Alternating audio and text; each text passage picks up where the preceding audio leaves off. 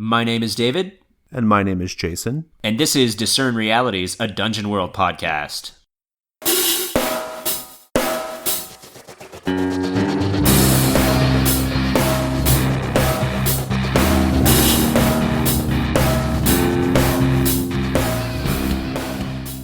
Our first segment is What Happened Here Recently. Jason, today I want to share something with you that is really exciting for me personally. I got to sit at a table of a brand new Dungeon World GM. Okay, cool. He is a friend of mine here in town, and he's played a few games with me, and he decided that he wanted to try out GMing. He's never done anything like it before, not any other story game or role-playing game. Oh, he's new to role-playing games as well. Yeah. Oh, okay. So he's very, I was like nervous and excited because I was like, he's only played, Dungeon World with me and a few other games with me. So I kind of talked him through the process and gave him my copy of Dungeon World so that he could read it. And then he prepared a session, and me and a few other friends sat down and played with him. And it went great. Yeah, I was about to say, how'd it go? It went really well. I mean, obviously, there's a lot of jitters being a first-time GM, but we had a great time. He had this adventure set up where we were, coming to in chains. Our characters were chained up, and we're in a cell, and we get let out of the cell into this arena, and we're told to fight these monsters, and there's different biomes that are popping up out of the ground, and it's very like there's a booming voice in our head telling us these things that are going on, and it's what's going on here, what's happening.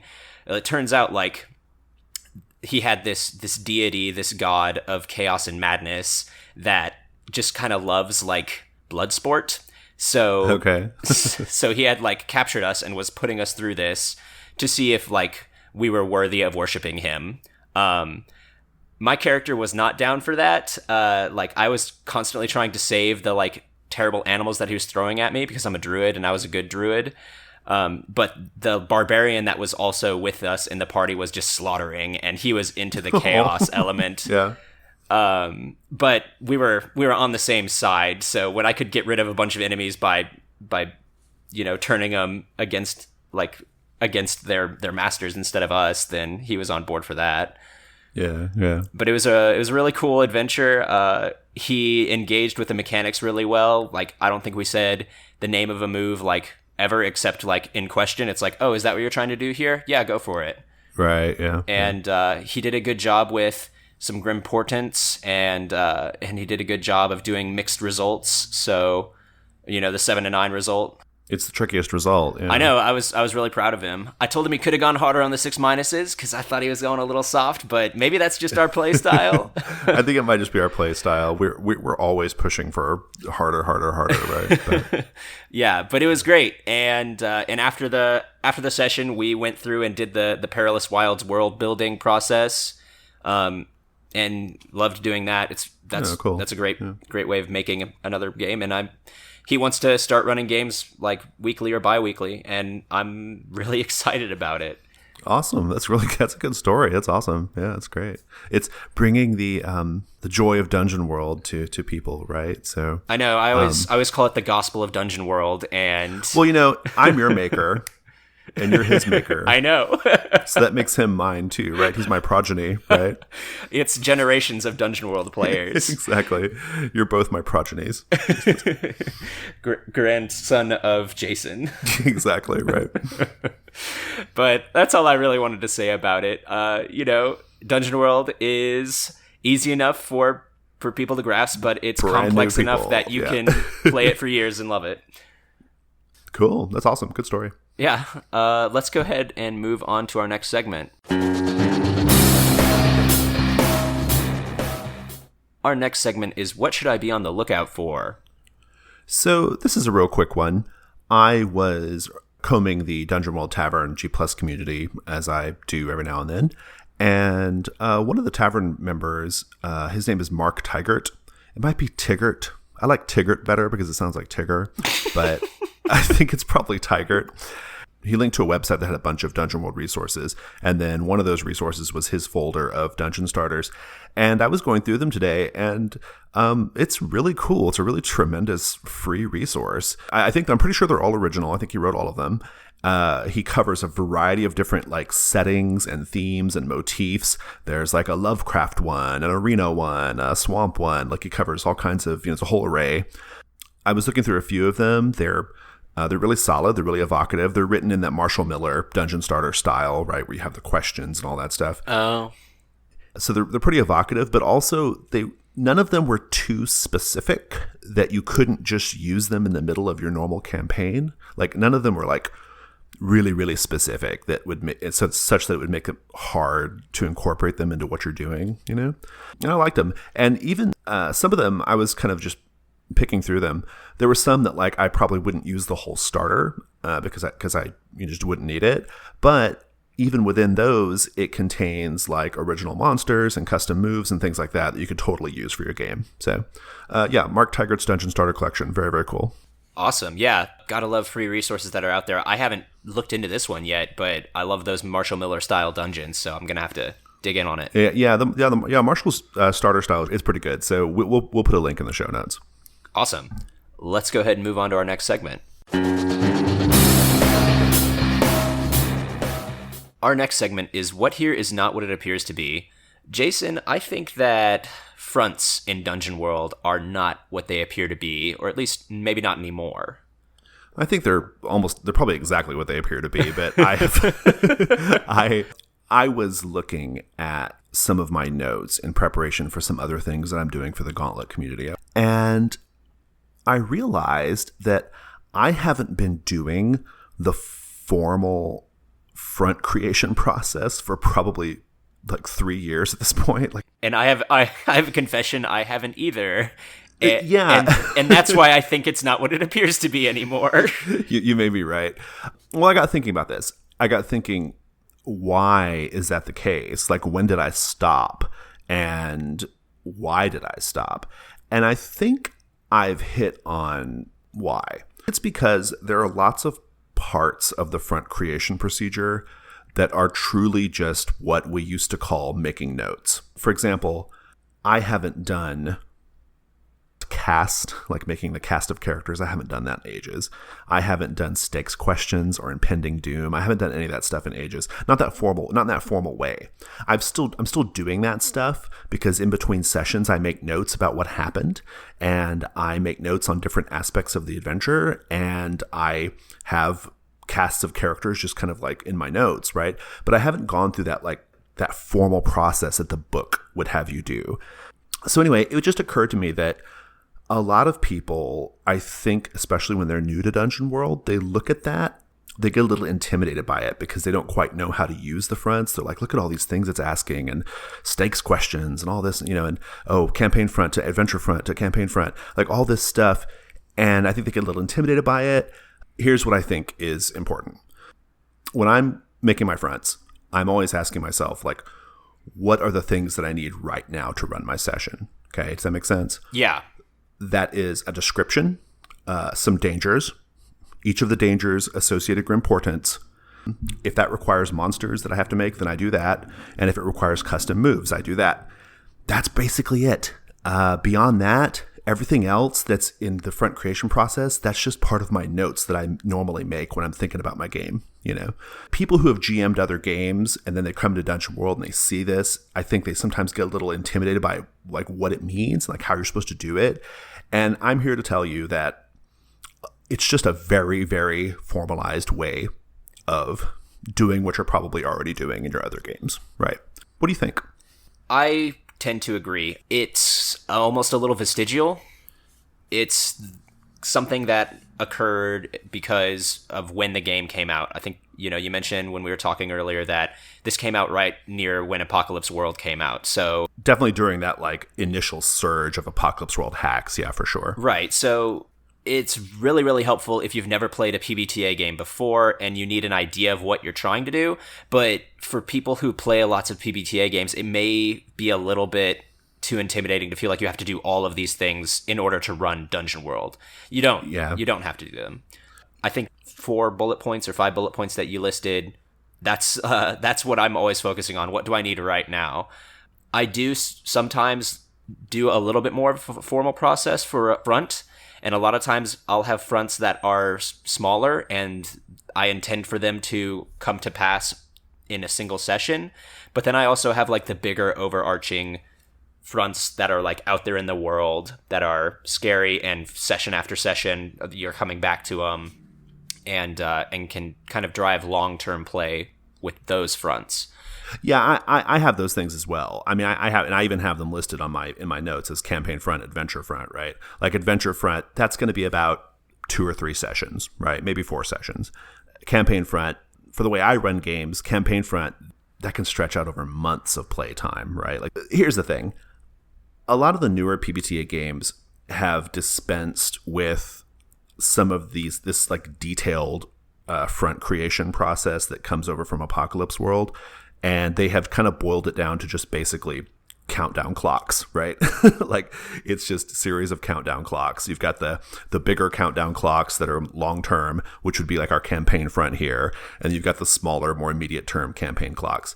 And I'll caveat this whole conversation by saying, if you're brand new to GMing anything, like if you're just totally brand new to running role-playing games, right, you need a way of thinking about how to prep. This is a good way of doing it. It is. But always definitely keep in mind, what do you need right now? Because don't get caught up in what's going to happen 5 sessions down the road. Yeah, exactly. Like if you getting your game to make and, being ready to go for your session that's happening tomorrow, if that means like not worrying too much about the stakes questions and not worrying too much about the bigger campaign implications and just making sure you get a couple of dangers down with some grim portents, do that, right? Like, that's like truly like that's like the most important thing, session to session. Because ultimately you're going to be playing to find out what happens, and it may change. You may change your mind when your characters do something else, and this would be a better way for that to go. Yeah. Now, I will defend the Dungeon World front creation process in the book in this way. If you're like kind of new to like fantasy tropes, if you are, and especially if you're new to running role-playing games, the Apocalypse World, Dungeon World front creation process is really great. Like, it's a terrific way of organizing your thinking. It's a terrific way of making sure you have all the different elements that you need in your game. But if you've been running games for a long time and you're just now moving over to Dungeon World and Apocalypse World, the countdown clocks, the doom clocks, that's super important. That's what you need. That's a critical component of running the game, because you need things to do sometimes on your 6 minuses, and moving those grim portents is a great thing to do. But a lot of that other stuff in the front creation process, that's just the note taking you normally do. Yeah. And that's all I wanted to say about it. And I don't say it to be, I'm trying to be heretical here, or I'm trying to break some taboo by saying this. Yeah, I would agree. I'd like to pick up this conversation, though, on another episode, and specifically talk about dangers and grim portents, though, because I think there's a really rich conversation to be had there, but maybe not today. Yeah. Okay, that sounds fair. Yeah, if we start talking about that, I won't stop. So yeah, I think it's a whole other topic, but yeah, great. Well, then, in that case, let's go ahead and move on to the next segment. Our next segment is What Here is Useful or Valuable to Me? All right, the contest is ongoing, the location-based move contest. I thought it would be fun to do 2 different moves this week since we're almost finished. So I picked one, and you picked one too, right? Yeah. Go ahead and do yours. Okay. So I selected friend and listener Fowler's rope bridge. He calls it the rope bridge across Buzzard Beak Canyon, but really you could put this anywhere, and honestly you could abstract it to mean any kind of perilous, treacherous terrain that your players might go through if you just kind of fuzzy out the details. But that's why I love it so much. I'm going to go ahead and read it. The rope bridge across Buzzard's Beak Canyon is older than living memory. Unfortunately, it is the only way to avoid an additional 7-day journey. When you cross the chasm, the bridge creaks ominously under your weight. Roll minus weight. On a 10+, the bridge creaks and sways, but you make it across safely. On a 7 and 9, you make it across, but must choose one of the following. Some piece of gear of yours slips from your grip on your pack and is lost forever. Someone else must risk the bridge to help you across. Or you gain a fear of heights and will never again have the courage to cross the bridge. So I like it. Yeah, it's really good. It's really good. I love that it uses weight, which is like oftentimes an ignored mechanic or part of the game. I have a question about that. Yeah. I have a question about that because I don't ignore it. I'm actually really, really like tough stickler for weight, and I hit that encumbrance thing hard whenever people are over their weight. But I have a question about that because it says roll minus weight. I would venture to say an average weight that a character is carrying is around like 6 or 7, right? So are you supposed to roll -6? That doesn't seem like the right answer. Or does he mean for you to like shed some of your stuff and then walk across? I think that's what he's meaning is like if you're going to do this, you need to be running lightweight. Got it. Okay. So that makes sense. All right. He didn't put a 6- condition, which is interesting. I'm not suggesting he should have, but I think it's interesting because it leaves open the distinct possibility of the GM saying the bridge snaps, right? And right. So I mean, you look at the 7 to 9 results, and like they're not that big of a punishment. So it's not like the worst thing ever. So, but who's carrying 6 weight? Like, do your players really carry a 6 weight? Yeah, I've got players who, like, if I go look at my old sheets right now, I've got players that are up to 8, 9. Yeah, absolutely. Oh wow. Yeah, I think you're meant to like take all your stuff off and then cross the bridge. Yeah, it's like this is not the time to be crossing that bridge. Then you need to come up with something else. Yeah. I like it though. I think it's fun. I like that. On a 7 to 9, it's still successful. You still get across, but you have these little problems like dropping something, or someone else must risk the bridge to help you across. That's pretty good. I like that. Like it kind of drags somebody else into the mix. The gain a fear of heights and will never again have the courage to cross the bridge. That's super interesting because does that mean you can't go back?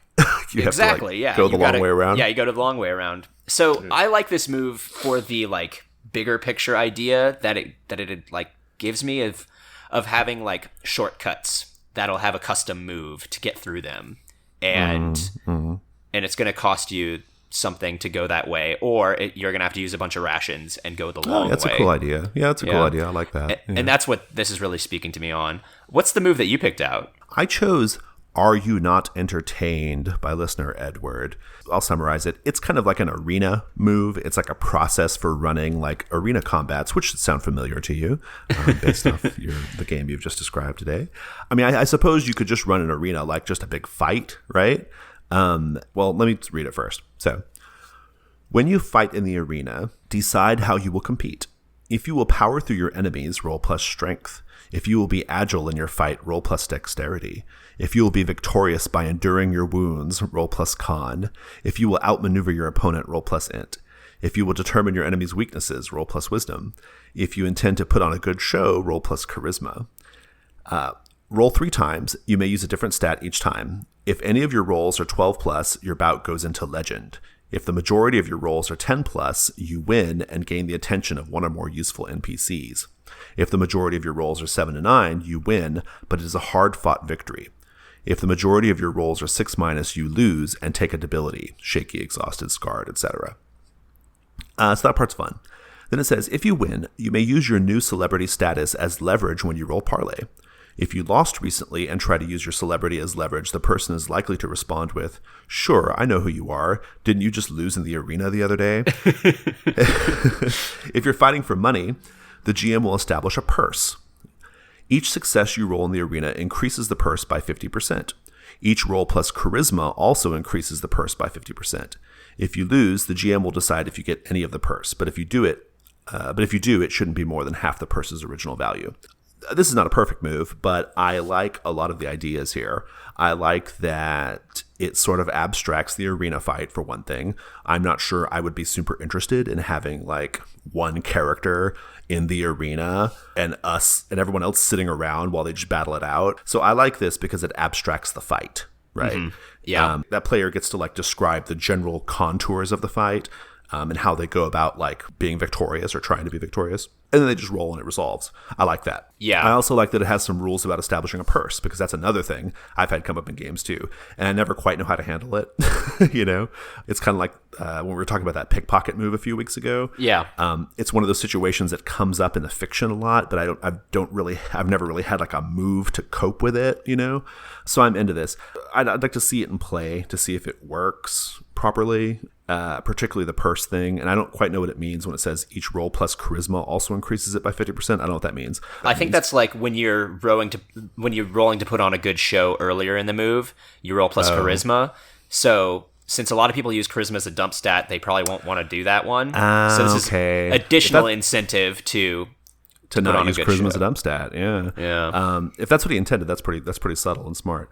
It's an interesting move. I would try it out. I'd like to try it and see how it goes. The move goes, but I love it. I love the abstraction of this arena fight because, like you said, sometimes you have players who are not in on it, and this is a great way to have a dictated scene, of a fight. Yeah. All fiction, then like just one quick roll, and that's summary, it. Right? Summarized. Yeah. Yeah, I'm into it. I'd like to try it out. I mean, I may like find a way to try this out in the game, see if it works. I love it. Listeners, keep submitting them. We've got one more week. As of the day this releases, probably like a week and some change, right? Yep. So keep them coming. Got to win that sweet, sweet prize. Let's go ahead and move on to our next segment. Our next segment is What is About to Happen. So this is our comic strip AP featuring the adventures of Lucero Castafiel. Listeners, last week we left poor Domenico on a cliffhanger, and we're going to get back to him soon. But for now, we are going to switch, and we're going to do the story of his brother, Lucero Castafiel. And so, David, you've worked this character up. He's a fighter, right? Yeah, he's a fighter. He's a level 3 fighter, and I'm doing that because I'm just going to have all of our XP from Ramshackle on just building so that we can start seeing some more moves and some different playbooks going on. I think that's a great idea. Also, it will help keep them alive longer, hopefully. We shall see. Awesome. Well, so tell me a little bit about Lucero. Sure. So Lucero has a built body, hard eyes. He wears a battered helm, so you cannot see his hair, and he has tanned skin. So he's very different from Domenico in pretty much every way imaginable. He's the older brother, and he's all about brawn and winning honor through his physical prowess. Okay. Domenico is much more sneaky and conniving, if that was not apparent. Right, yeah. Well, so question, what is Lucero's background? Like what has he recently been involved in, like in terms of like his profession or his fighter career? Like what has he been doing?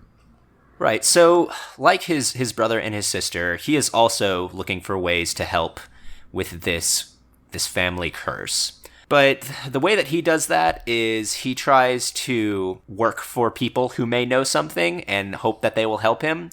And I think he kind of gets taken advantage of by doing that. They pay him really well, but pretty much anyone can hire him if they have the money and if they say, "Oh, I know something that may help you." Okay.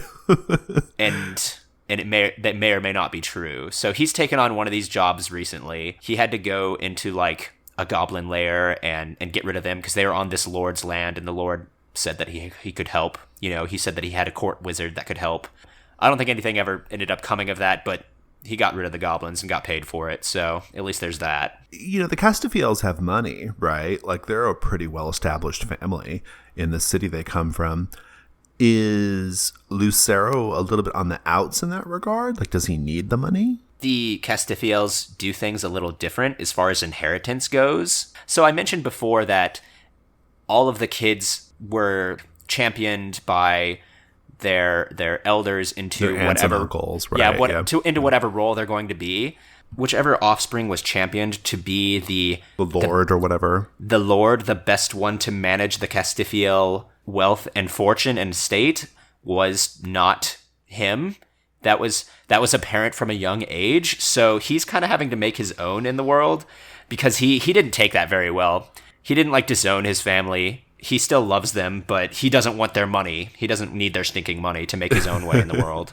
And yet he's trying to help them with this curse. Right, because he loves them and it's his family. So he doesn't want, So it's like honor. Well, that, and he doesn't want to come back from the dead or whatever either. He wants to rest eternal. True. Fair enough. Okay. I think I have enough to play with there. Lucero, you find yourself in a valley.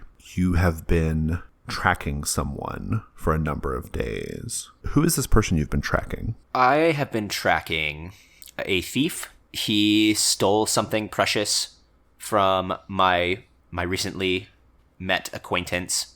His name is Urick, and Urick says that this thief took something so valuable to me that if you get it back for me, I'll owe you a favor and I'll help you with your quest. I don't know what your quest is, Lucero, but I'll help you with it. And Lucero believes him and thinks that he's powerful enough that he might have connections or something that can help him. And honestly, since the guy's not promising to actually he's not offering up the cure or whatever, he feels like it's got a little bit more take than other recent people. Okay. You've tracked this person to this mountain pass, we'll say. It's dusk. You've got your pack. You've got all your stuff. You're having a rest, and you're just kind of generally heading in the direction that you're told that this thief went. And in fact, there may even be a destination where this thief is supposed to be ending up, right? Perhaps you've gotten word about someone he's supposed to meet with to fence some goods or something, right?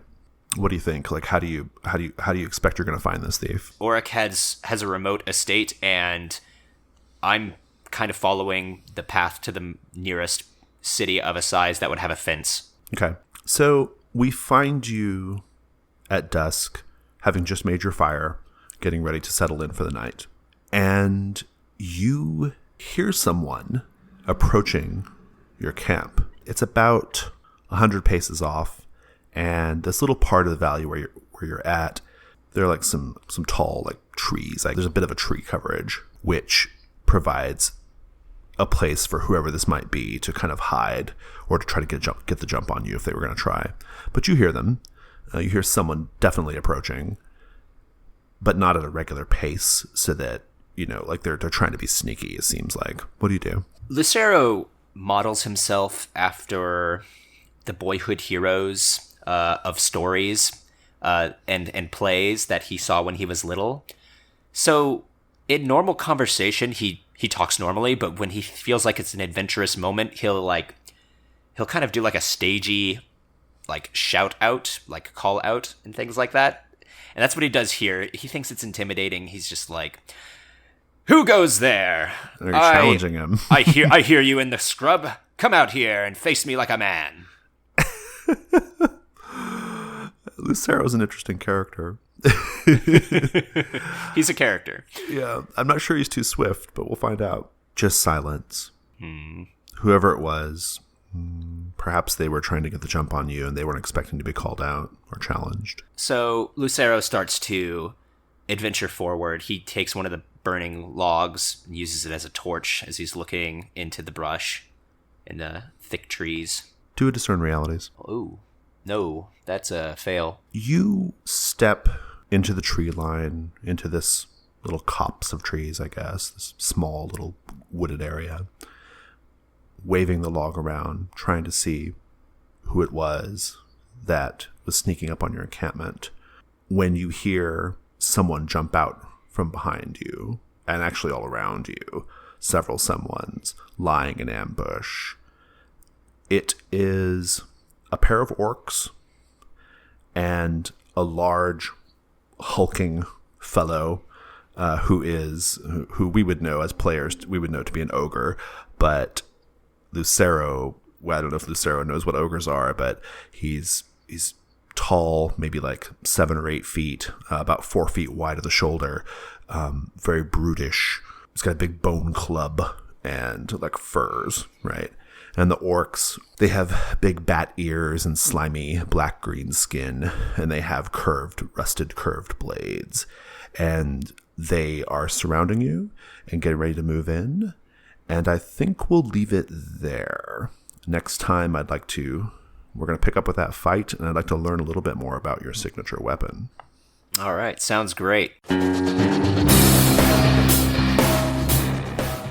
Well, that just leaves one final question. Who's really in control here? That would be the gauntlet. We can be found on our website, gauntlet-rpg.com or gauntlet-rpg.com if you prefer. On that website, you will see links to our G Plus community. That's really where the action is. Go join us on G Plus. We also have links to our Gauntlet Hangouts, which are amazing. On our other show, I ran through some stats on Gauntlet Hangouts. Last year, David, or not last year, in the 10 months that Gauntlet Hangouts has existed as an entity, we have run 217 games over Gauntlet Hangouts in 10 months, which is incredible. So cool. So listeners, if you are inclined to play online games with us, go join Gauntlet Hangouts and look for those. And we also are on Twitter at Gauntlet RPG. Awesome. Thanks, Jason. Thank you, David. Thanks, listeners. That's our show.